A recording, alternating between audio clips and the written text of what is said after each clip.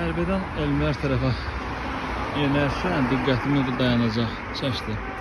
Aynanın quraşdırdığı dayanacağın böyle bir arkada şüşələri var, bir də üstdə bir hardasa bir örtükdür. Hansı materialdandır, dəqiqləşdirə bilmirəm. Ətrafı açıq.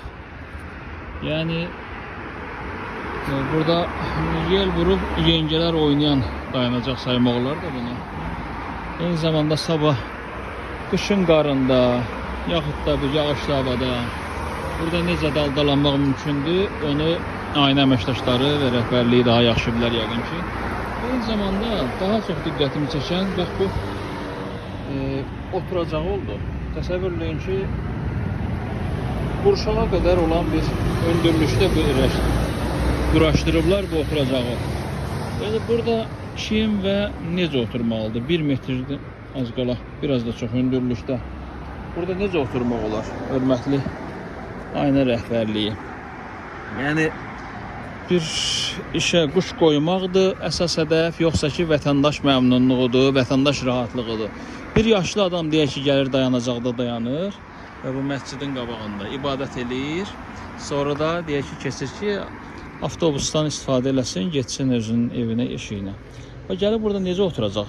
Bəlkə bir dənə nərdivan da qoyasınız ki, bu dayanacağı da qoyulmuş bu balaca bir deməli 2-3 nəfərlik bu oturacağın üzərində otursun.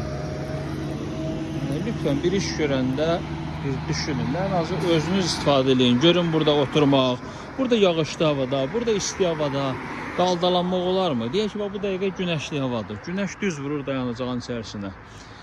Yaxud da yağış yağacaqsa vuracaq üstünə adamlar, dayanmış adamların. Eyni zamanda qar yağacaqsa yenə həmin vəziyyət.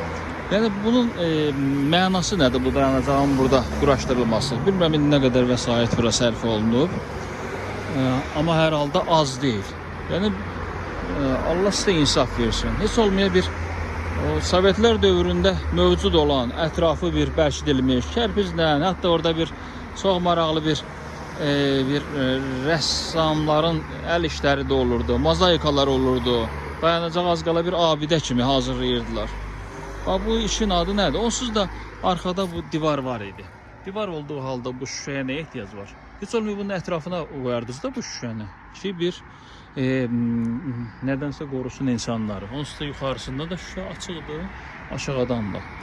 Bunu biraz yarıb heç olmuyor aşağı salmaq daha normal və məqsəd yönlü olardı. Nəinki altına da bir daşlar qoyub, betonu qoyub yuxarı qaldırmaq. Düzü anlaya bilmədim. Burada maraq, məqsəd nədən ibarət olur? Yəni də gerisini siz bilərsiniz.